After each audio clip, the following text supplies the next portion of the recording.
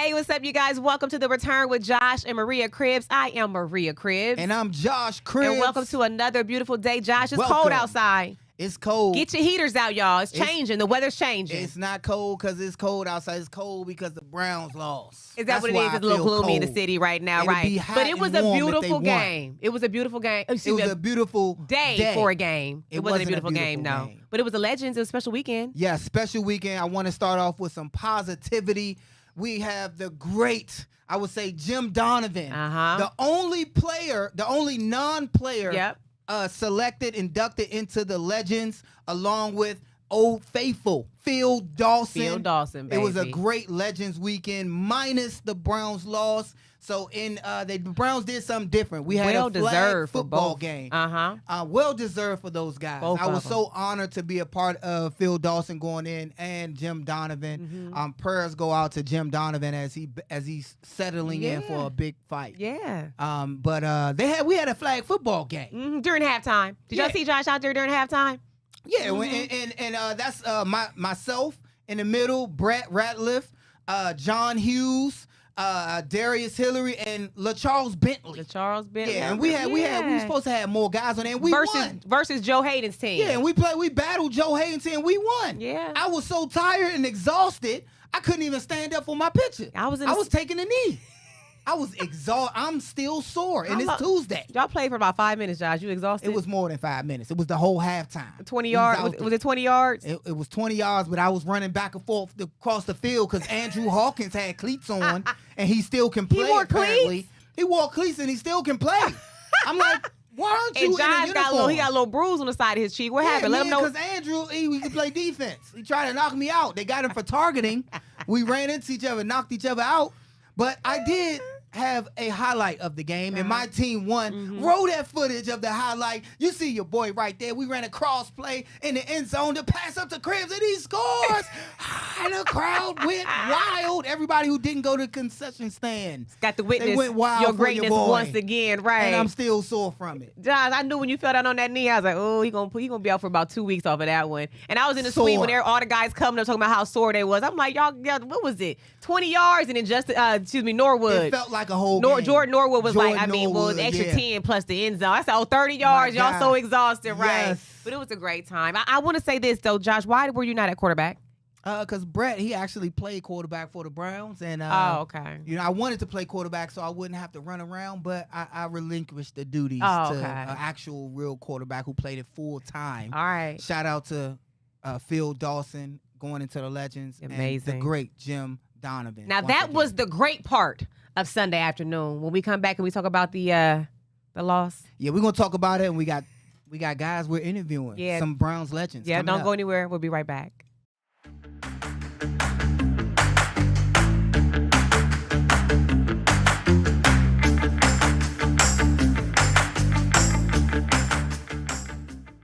All right, now welcome back to The Return with Josh and Maria Cribbs. Now, Josh, we got a very special guest ready to be plugged into the show. Now, we need his expertise. Absolutely. Browns legend. We welcome Browns legend to the show. Former running back, wide receiver, return man extraordinaire, Eric Metcalf. Welcome to the show. What's up, baby? What's up, baby? What's going on? Thanks for having me, y'all. Now, how you look at that smile? He got that $1 billion smile right there, man. Hold on, first. Oh, sorry. We all recognize you as a Browns. What's that hat you got on there? What is that? Right. It's a Longhorn. Right now the #1 team in the nation. Oh. The Texas Longhorns? Got the brown on brown Texas Longhorn. Okay. I understand it. He's still representing. I got to represent. They winning right now. Oh, they're winning right now, so I got to go with them. Is that shots fired already? He said I would have my brown and orange on, but yeah, exactly. But let's hop into it though. So Eric, what's going on with the team, man? Make it make sense. When you're looking at that game, we started out tremendously. Right. Touchdown, turnover. We on the ball 7-0. What happens from there? What's your take from this game? I just think, like we had talked about it earlier, it's one of those games that we need to be physical with the Giants. At the point of attack, the Giants were more physical, especially when we were on offense. Deshaun was scrambling for his life, didn't have much time. We only ran the ball 18 times, around 18 times. That's including the quarterback. And so when you look at what happened the previous week, they ran for 205 yards against the Giants. We didn't even attempt to do that. And so when I look at this team right now, offensively, I'm like, who are we? We've been going through this year after year. What is our identity?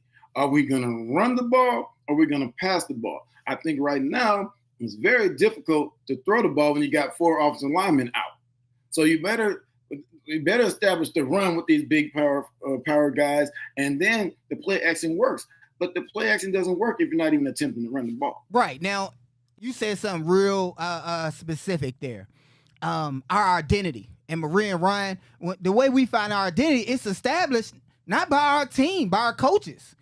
Would you say, like, our coaches have to make a point to say, you know what, they have to outline, this is what we're going to do. This is who we're going to be. Mm-hmm. Now, we brought on Ken Dorsey as a offensive coordinator. We know Coach Kevin Stefanski is still the play caller. But are we seeing yet the introduction of Ken Dorsey's ability at all on this offense? And is it working or helping us? Do you like, what is your take on that? We're seeing it because, like, last week you saw a lot of pre-snap motion. You see these guys spread out, running all over the place, screens and what have you. But we're seeing it in spurts. Right.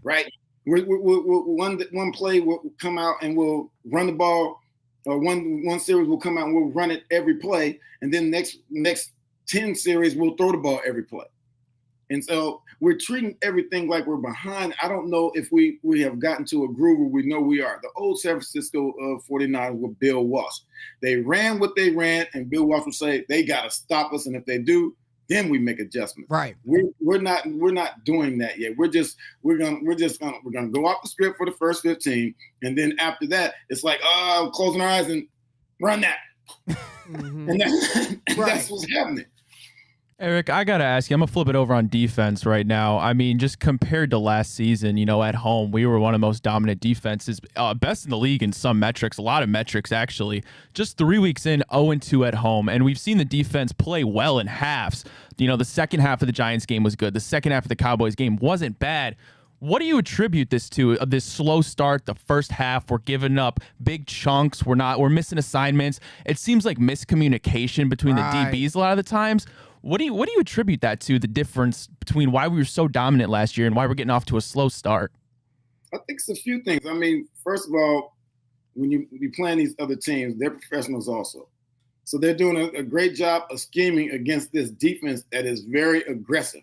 You saw the Giants. They knew the Browns were very aggressive, especially at the defensive end position, and they're just slow screening these guys. They're letting them run up the field, run out, and then running screens. And they did a lot of it and picked up a lot of yards doing that. So I think teams are, like I said, scheming well against us and using our aggression against us. But at the same time, I think because this is the second year with Schwartz, they were saying now he can start implementing new things, right? When they were kept it very vanilla last year, they're just going out there, he'd call a call, they make plays, and just play football. This year, there's more stuff. And so because these guys haven't played and didn't play in preseason, and there's more stuff to know against these offenses with vast offenses, right? It's hard to be prepared for everything. And so sometimes guys forget out there in the heat of the moment. When it comes to, you spoke on offense. Now, Josh and I, we were at the game.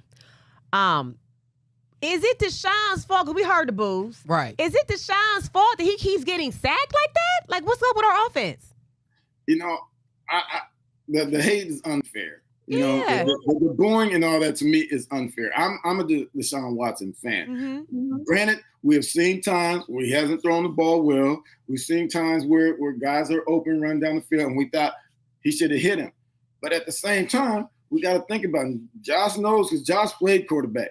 When you step back there and these guys are coming, that clock seems to be moving a little faster than what it might really be happening to. Right. You know what I'm saying? So he's getting back there, and he might have time, but a lot of times he doesn't think that he has time. And so I think that's throwing off their timing, and he's not able to see the field like he wants to see him. And so it goes back to why are we play actioning when we haven't been running the ball. Right. You're not fooling nobody. Let's just drop back there, let him see it, and throw it. Let's make it all timing. If it has to be guys catch the ball at 3-4 yards and run 60 yards, that's okay. Right. It's okay. There's nothing against that, right? We can do that all day, but I think it's more like we want to play action, these slow developing routes, and these defensive ends have their ears pinned back or just running up the field and attacking them. So I'm gonna just flat out ask you, and I'm gonna ask, and we're gonna talk about it as a group too. I think you about to ask what I'm about to ask. You know, what in your mind